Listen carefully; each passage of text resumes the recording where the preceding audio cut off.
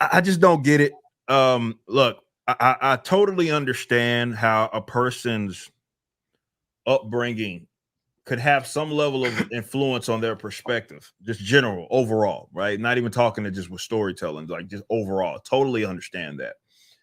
The issue is when you have people that feel like, well, I now must make this about me because this is my position. And it's like the character having already existed doesn't even matter. It's about me. That Yes. character needs to be more like me. Therefore, and I don't know if they get off on it. If it's one of those things like how I had Batman do that. Maybe he was kicking it with his peers, like, yeah, it was a signal to his peers. I don't know what the psychology of that type of narcissism is to just be like, everything needs to be about me. But I think what gets slept on so often, I remember going back and forth when I was in the trenches of the content creation, going back and forth with normies on certain comic book stuff, right? And I'm like, look, you don't have a perspective on this shit. So it's fine that you think that if it's a fundamental change to a character, all is okay because you have no frame of reference. Mm-hmm. But the diehards, they care about that stuff.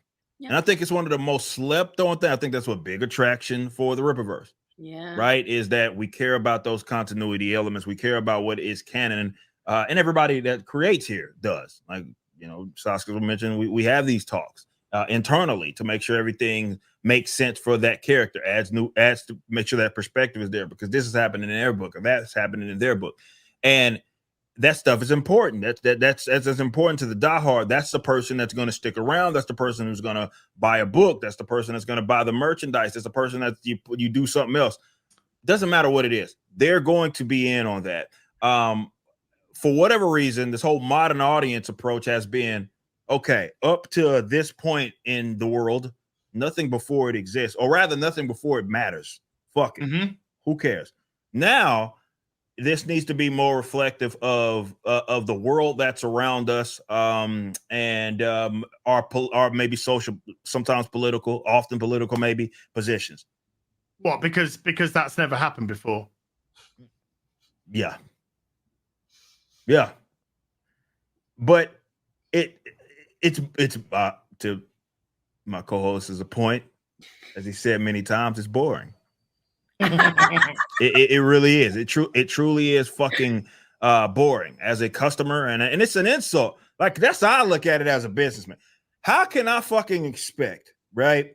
Mm-hmm. And let's say if I've been around, Lord willing, 10 years from now, Rippaverse still alive and kicking. What the fuck do I look like saying, okay, we're gonna have these fundamental changes to these characters? It doesn't matter if it's in the books, doesn't matter if we have like a live action or animation. We're fundamentally changing, not to change it to make it more appropriate for the medium that it's in, but we're gonna change the characters fundamentally to get with the times. What do you say to the person that's read all those fucking books? What do you say?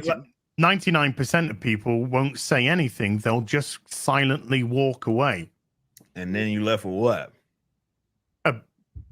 DC Comics and Marvel Comics. Point taken. Point taken. But seriously, like you're not left with a bunch of paying customers. No. That's for sure. But that's the thing that gets me. To see these people make these common mistakes. And look, they rode on a high. Go ahead. The thing is, what we need to take into context here is, we've mentioned it before, we've mentioned the sugar daddy complex. When you have people who are playing with somebody else's money and they're an ideologue or they're just a narcissist, they don't care. Mm-hmm. If you got rid of Chuck Dixon tomorrow, Mike Barron tomorrow, Sausage Sisters tomorrow, and you hired in T. Franklin, you hired in Max Visaggio, you hired in Vita Ayala, and you said, oh, go do it. They don't give a fuck about your company. It's now become about them. They don't care about the money that you'll lose. They don't give a shit about any of it. It's about, there is a sick pleasure that is derived from these people, from taking beloved characters and annihilating them. taking a Jonathan Kent, annihilating him, taking a Tim Drake, annihilating him, taking, you know, Bobby, annihilating him, Wolverine, Cyclops, let's make him fucking in a three-way now with let's take all let's awkward have for Jane. Awkward for Jane. She was like, I thought you guys Hey, it's psychic. Where'd that come from? Yeah, I mean, hello. Yeah. You've literally been turning people gay and you didn't even know these guys were fucking yeah.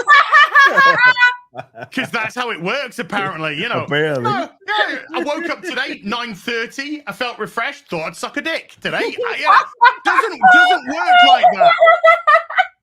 I don't think it works like that. But apparently, in comics, it does. You know, it's 15 minutes past 6. Dick in the mouth time.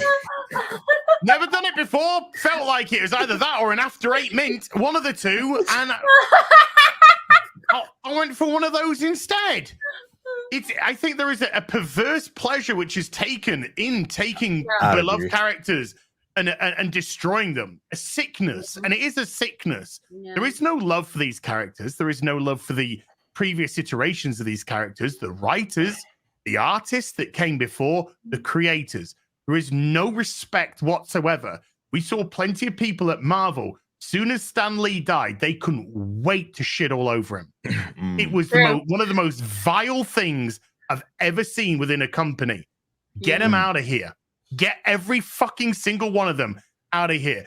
And there's no sympathy for DC. There's no sympathy for Marvel because you have allowed the parasites in. You have allowed the wolves in the door, and you've allowed them to destroy your company. You've been complicit.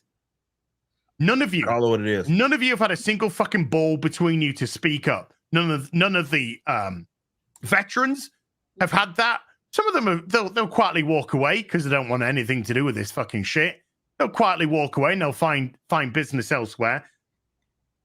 But none of them have spoken out. None of the people who at the time who were selling the comics could have spoken out and told people to shut the fuck up. And verbally, rightfully so. Scott Snyder should have Scott Snyder should have told Heather Antos to shut a fucking trap. How many fucking comics have you ever sold, Heather? None. Shut the fuck up. Don't tell me what to do in my fucking business. You're not on my fucking, you're nothing. You're a nobody. You're a fucking footnote in the history of comics. Nobody's going to remember you. Nobody fucking does now. Only people IDW's doing great, man. Yeah. Any fucking second, it's going out of business. And that's not even a joke. No, it's not. Not even a joke. Unfortunately, it's not a joke. Tomorrow, if IDW goes, we know. Expected. Next week, if they go, it's expected. 2 months, 3 months down the line. We all knew it's coming. It's coming any fucking time for IDW. Yeah. Good point. Thanks for watching. Be sure to head over to Rippaverse.com to check out our comic book company. We have books, plenty of merchandise, and even some glorious animations from Rippaverse Studios. Next up, possibly our most anticipated book thus far, Yaira.